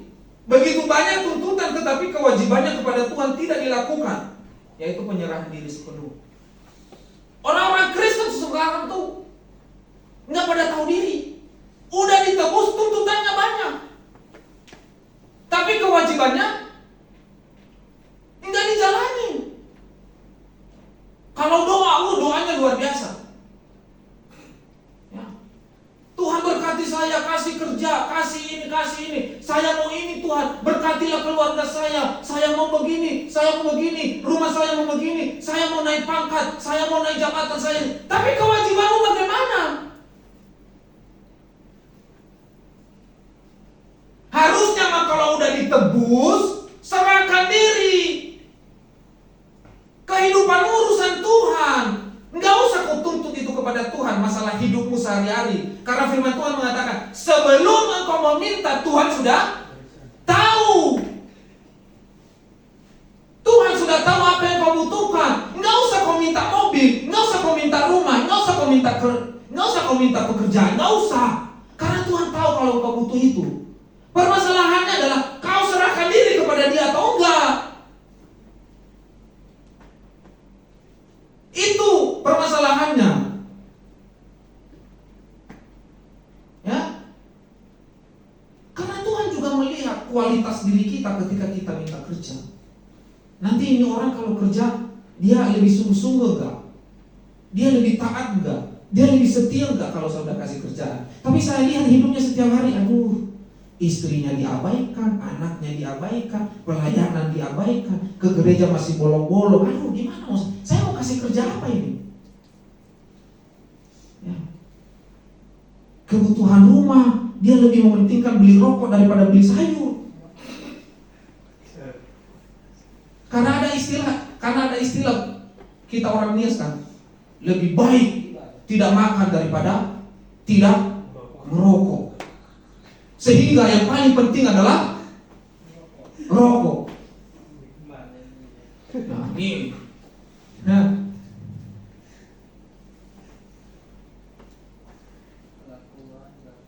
Karena kenapa? Rokok itu tidak diterima oleh tubuh. Tahu buktinya apa? Tahu buktinya? Apa? Tahu buktinya rokok itu tidak diterima oleh tubuh? Karena ketika kita mengisap dari mulut, keluarnya bukan melalui anus kan? Karena memang asap itu nggak ada tempatnya di dalam tubuh. Yang ianya banyak pula orang itu.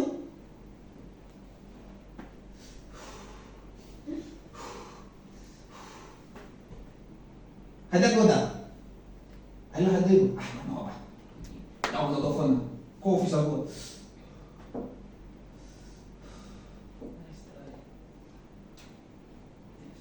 Ya. Orang merokok itu nggak ada tempatnya di dalam tubuh, sehingga dari mulut yang sama dikeluarkan juga asap yang sama. Tapi karena makanan itu ada tempatnya di dalam tubuh, sehingga dia diproses lalu dikeluarkan melalui. Artinya terproses, asam nggak terproses. Yang terproses itu adalah nikotin. Sehingga itulah yang merusak. Oh, nggak ada di dalam Alkitab, nggak ada. Nggak ada di dalam kita dilarang merokok, di pom bensin. Dilarang merokok itu di pom bensin, bukan di Alkitab. Artinya kalau pom bensin saja melarang, apalagi Alkitab. Ya? Setia, taat, dan penyerahan diri sepenuhnya adalah tolak ukur Allah akan menjadikan kita sebagai mempelainya atau tidak. Setia, taat, dan penyerahan diri sepenuhnya adalah tolak ukur Allah akan menjadikan kita sebagai mempelainya. Ya. Di antara kita ada nggak yang mau pasangannya tidak setia? Di antara kita ada nggak yang mau pasangannya selingkuh? Nggak ada kan? Kita saja manusia tidak mau pasangan kita selingkuh, tidak mau pasangan kita tidak setia. Kita mau pasangan kita itu anggun, setia, taat, lemah lembut, ya? Amin. Amin punya pasangan seperti itu? Amin. Apalagi Tuhan. Kita mau pengen jadi mempelai Tuhan, tapi kita nggak setia. Kita nggak taat, ya. Kita angok-angokan, suka-suka kita.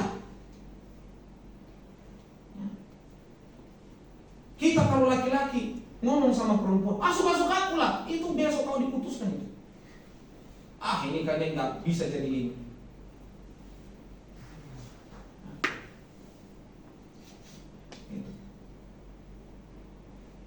Ya, kita mengharapkan pasangan yang setia, kita mengharapkan pasangan yang apa? Yang taat. Kita mengharapkan pasangan yang lemah lembut. Kita mengharapkan pasangan yang bisa diandelin. Tapi kita sendiri tidak setia, kita sendiri tidak taat, kita sendiri tidak lemah lembut, kita sendiri tidak bisa diandalkan. Mengharapkan pasangan yang sebaliknya, itu namanya goblok. Harusnya sama, bisa diandelin, setia, taat, dan lemah lembut.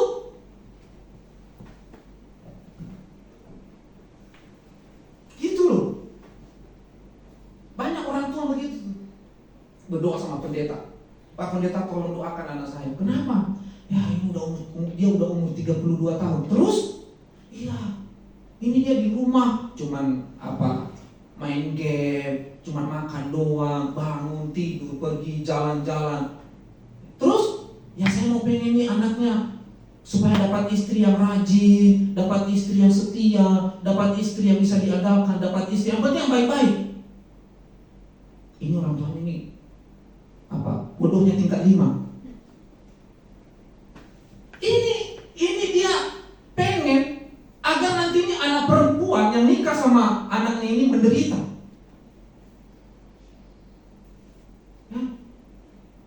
Anaknya nanti tinggal bangun tidur, bikin anak.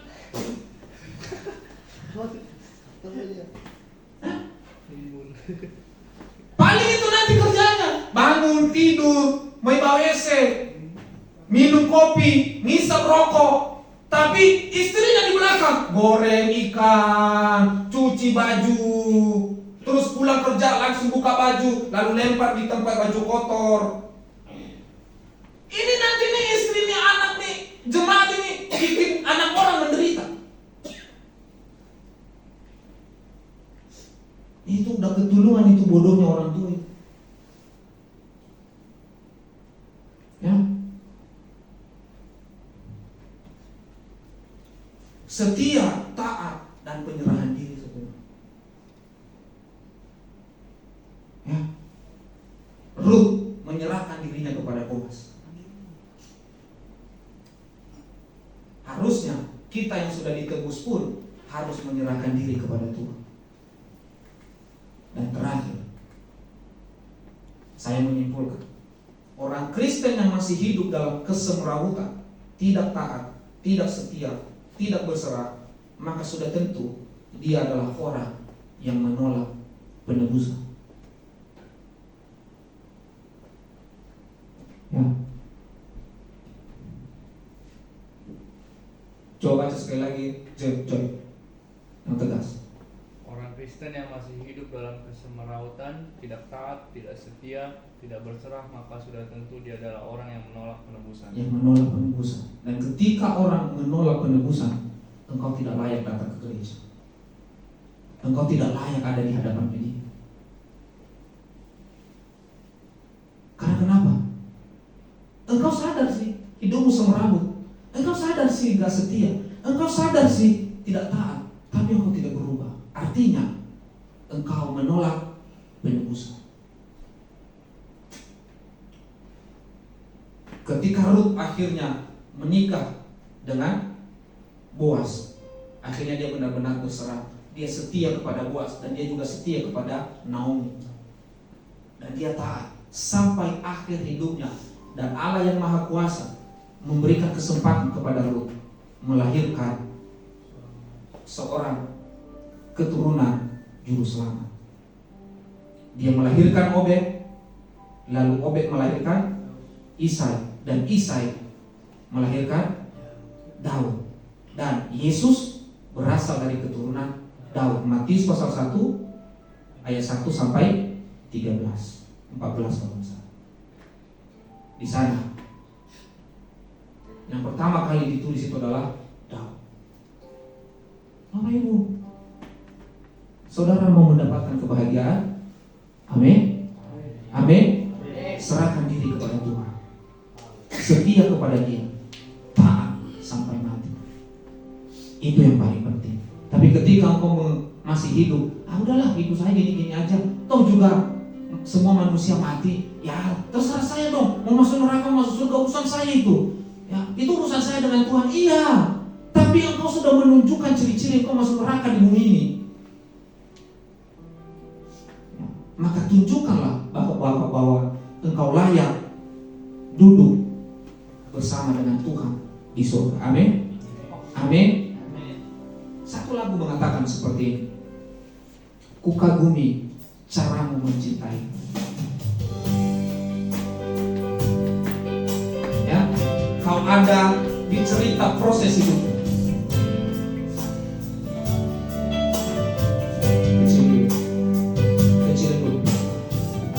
Kecilin lagi. Ya, ada lagu yang mengatakan seperti ini. Ini lagu sangat romantis. Ini lagu penyerahan diri kepada Tuhan. Apa yang dia katakan? Ku kagumi caramu mencintai. Kau ada di cerita proses hidup. Di titik terendahku, bahkan di titik terendah sekalipun, tidak berdaya lagi, Dia hadir untuk mengangkat kita. Karena kita tahu Tuhan tidak akan menyerah untuk hidup kita. Tuhan tidak akan pernah menyerah. Tapi terkadang kitalah yang menyerah atas hidup kita sendiri. Ya.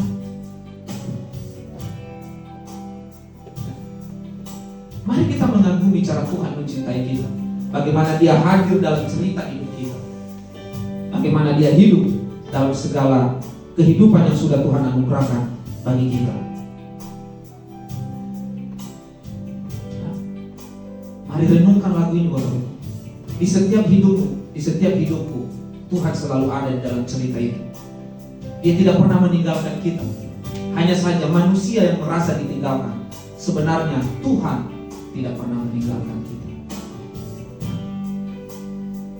Ku kagumi caramu mencintaiku. Ku kagumi caramu mencintaiku. Kau ada di cerita proses hidup. Di titik terendahku kau hadir untuk mengangkatku. Kau tahu kau tak menyerah akan hidupku. Sekali lagi, ku kagumi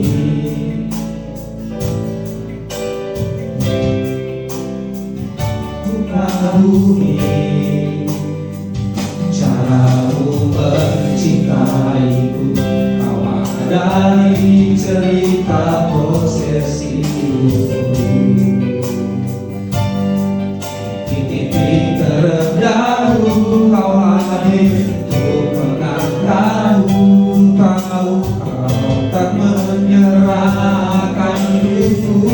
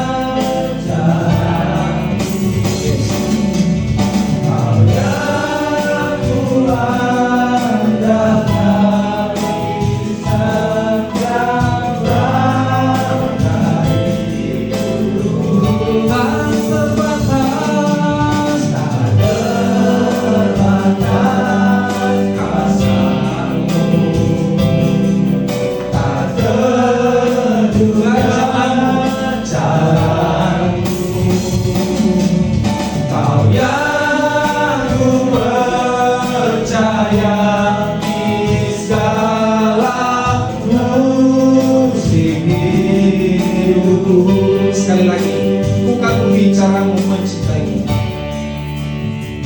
Ku kagumi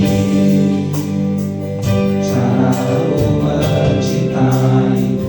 Kau ada di cerita proses hidup. Di titik terendahku, di titik terendahku kau hadir untuk mengangkatku. Kau tak menyerah akan hidupku. Tak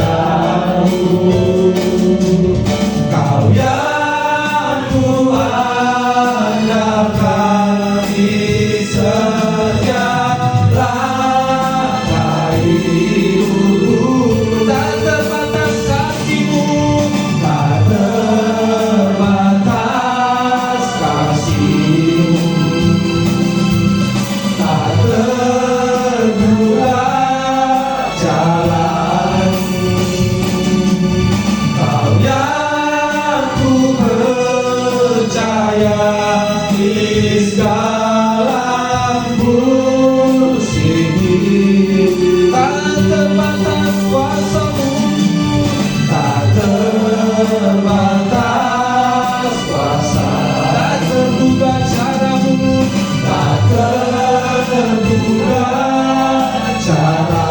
Kau yang kuandalkan, Kau yang kuandalkan di setiap langkah hidupku, tak terbatas, tak terbatas kuasa-Mu, tak terduga jalanmu, tak terduga jalan. Kau yang kupercaya, Kau yang ku percaya di segala musim hidup.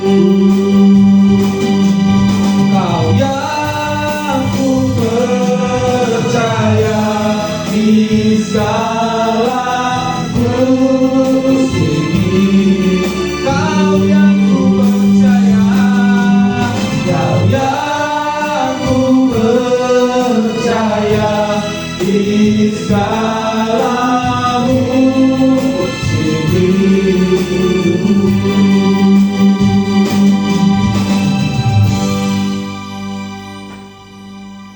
Tuhan, kami nggak tahu bagaimana cara Engkau mengasihi kehidupan kami, mencintai kehidupan kami. Tetapi yang kami tahu bahwa di segala proses kehidupan kami, Engkau selalu ada. Engkau selalu hadir. Engkau selalu menyatakan kasih-Mu dalam hidup kami. Bahkan hari ini ketika kami hidup oleh karena anugerah Tuhan, kami bisa menikmati udara yang segar, menikmati hari yang baru. Semua karena kemurahan kasih-Mu Tuhan. Tuhan, bagaimana Engkau menggambarkan penebusan-Mu melalui cerita Rut dan Boaz. Dan kami melihat bagaimana kasih-Mu, bagaimana hukum yang Engkau terapkan, bagaimana Engkau melayakkan Rut untuk bisa menjadi istri dari seorang Boaz. Bagaimana juga Rut Engkau memberikan kesempatan melahirkan keturunan dari juru selamat. Tuhan, kehidupan kami senantiasa di dalam tangan-Mu ya Tuhan. Kiranya Engkau bisa mengandalkan kami dalam setiap proses hidup kami. Kiranya Engkau bisa mengandalkan kehidupan kami ini dalam Engkau, Tuhan, bersama-sama dalam kehidupan kami. Terima kasih Tuhan Yesus untuk firman yang terus mengingatkan kehidupan kami, memberikan kami pembelajaran supaya kami tetap hidup dalam kekudusan, dalam penebusan yang sudah Tuhan anugerahkan bagi kami. Terima kasih Tuhan Yesus. Hari ini kami berdoa Tuhan untuk jemaat yang sudah hadir. Kiranya berkat Tuhan melimpah, berkat Tuhan Engkau nyatakan dalam kehidupan mereka. Pekerjaan apapun yang sedang mereka lakukan hari-hari ini dalam proses hidup mereka, juga Tuhan akan sertai, Tuhan juga akan menolong, sehingga Tuhan akan terus melayakkan kehidupan mereka seturut dengan kehendak Tuhan. Pengembala kami juga yang melayani hari ini di GPI Sidang Bukit Zaitun, juga Tuhan tolong Engkau menyatakan kebenaran firman melalui hamba-Mu di sana, sehingga jemaat bisa diberkati, terproses kehidupan mereka dalam segala pernyataan dari kebenaran firman. Terima kasih Tuhan Yesus. Siapapun yang sudah hadir hari ini, kiranya berkat Tuhan akan menolong kehidupan mereka. Saat kami pulang dari tempat ini, kiranya juga Tuhan akan menolong kami dalam perjalanan tiba di rumah dengan selamat, dan kami menikmati kasih kemurahan Tuhan dalam proses realitas kehidupan kami di sepanjang hari ini. Terima kasih Tuhan Yesus, terima kasih Bapa. Terpujilah nama-Mu Tuhan, termulialah Engkau. Inilah kehidupan kami Bapa. Kami serahkan kebenaran firman Tuhan ini untuk memprosesnya di dalam kehidupan kami bertuhan dan berkristen dan beragama, dan juga dalam bernegara di negara yang tercinta ini Bapa, yaitu Indonesia. Terima kasih Tuhan Yesus, terima kasih, terpujilah nama Tuhan.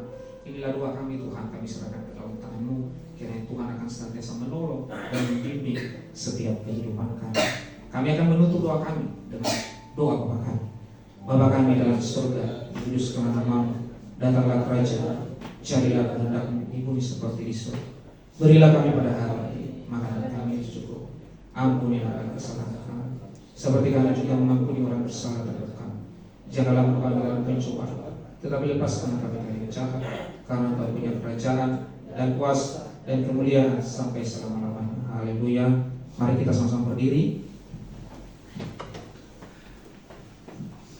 Arahkanlah hatimu kepada Tuhan, pandang kemuliaannya, dan terimalah berkat dari surga. Anugerah dari Tuhan Yesus Kristus, kasih Allah Bapa, dan persekutuan di dalam Roh Kudus senantiasa memberkati dan menyertai kita sekalian dari sekarang sampai Dia datang yang kedua kali. Haleluya, terimalah berkat ini. Amin. Silakan duduk Bapak Ibu Saudara sekalian. Puji Tuhan. Ya, karena hari ini tidak ada yang membaca penatalayan, jadi saya akan membacanya sekalian untuk pelayanan kita di seminggu ke depan. Jadi minggu depan Bapak Ibu kita akan memperingati hari kenaikan Yesus, ya, hari kenaikan Yesus, ya, di kenaikan Yesus ke surga, ya, di tanggal 9 Mei. Tanggal 9 Mei itu nanti yang memimpin pujian itu Dasma, lalu singersnya Rian dan Ray, lalu penerima tamu keluarga Pendeta PNH Reva, lalu fokusnya Joy, kolektan Ras, lalu yang menyampaikan firman Tuhan pimpinan jemaat, lalu yang bermain musik Dedi, doa persembahan itu Ibu Yeni, dan yang doa penyerahan adalah Rian.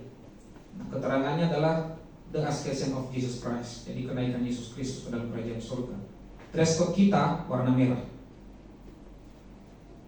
ya, jadi kita pakai baju warna merah di hari Jumat, Kamis,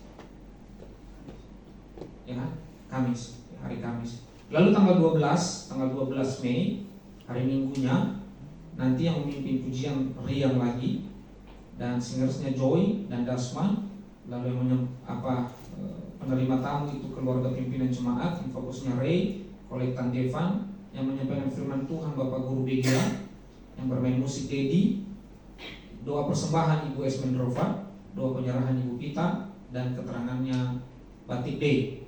Ya, jadi mari kita nikmati ibadah kita di sepanjang bulan ini, ya. Dan nanti mulai hari Kamis kita akan memulai ibadah doa 10 malam, ya. Doa 10 malam menantikan atau memperingati penantian, ya, para murid-murid di Yerusalem, yaitu penantian pencurahan Roh Kudus. Ya, nah, saya sekalian membacanya di hari pertama. Di hari pertama nanti pemimpin pujiannya Rian, doa penyerahan saya sendiri, firman Tuhannya pimpinan jemaat, dan bermain musik itu Dasma. Lalu di hari kedua itu hari Jumat, ya, ya kan? Ya. Hari kedua itu Jumat, itu yang memimpin pujian itu Dasma. Lalu doa penyerahan itu Ibu Esmendrova, firman Tuhan Bapak Guru Begia, bermain musik Dedi. Dan di hari ketiga itu Ibu Pita PL-nya, doa penyerahan Bu Yeni, firman Tuhan saya, dan yang bermain musik Rian. Nah, jadi silakan lihat di jadwal senantiasa selama 10 hari nanti sampai berakhir di tanggal 19. Nah, nanti di tanggal 19 kita akan memperingati pencurahan Roh Kudus. Puji Tuhan. Nah, masih semangat kan? Oke, jadi itu saja. Semoga Tuhan memberkati kita dan kiranya Tuhan akan menyertai setiap kehidupan kita. Amin. Puji Tuhan.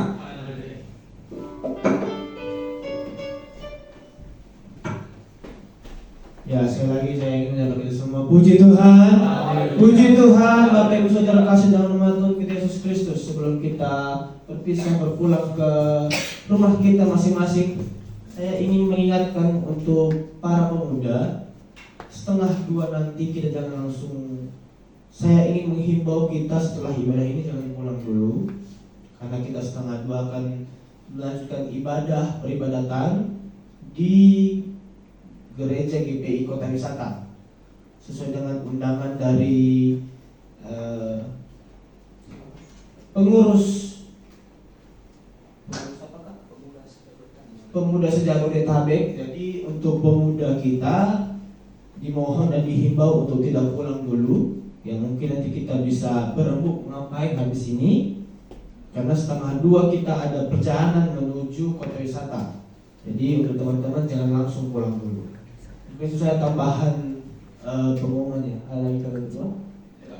Baik, sebelum kita berpisah-pisah pulang ke rumah kita masing-masing, mari kita bersama-sama dengan para hamba Tuhan, dengan jemaat satu sama lain. Kita akan pujian bagi Tuhan dan sembari mengumpulkan persembahan untuk hubungan kita. Kita akan pujian bagi Tuhan.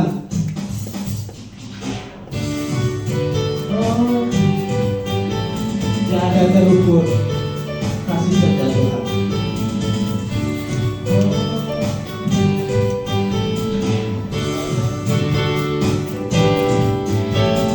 Tiada terukur rasa kasih setia Tuhan. Oh, panjang dan lebarnya melebihi lautan. Jauh tinggi mengatasi langit, dalamnya tak dapat ku selami. Kasih setiamu besar selamanya. Kasih setiamu besar selamanya. Tiada terukur besar kasih setiamu Tuhan. Oh, panjang dan lebarnya melebihi lautan. Oh, jauh tinggi mengatasi langit, dalamnya tak dapat ku selami. Kasih setiamu besar selamanya. Oh, kasih setiamu besar selamanya. Hatiku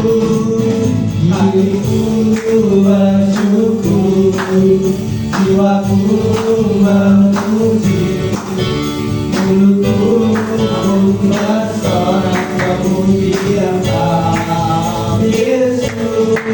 Akan perbuatanmu besar anugerahmu, akan berhentiku memuji namamu.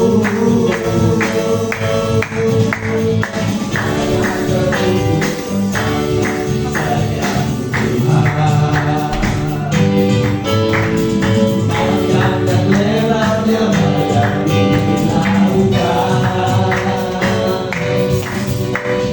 Jauh tinggi mengatasi langit, dalamnya tak dapat ku selami. Kasih setiamu besar selamanya. Kasih setiamu besar selamanya. Kasih setiamu besar. Kasih setiamu besar selamanya. Kasih setiamu besar selamanya. Puji Tuhan. Tuhan Yesus memberkati kita semua. Amin.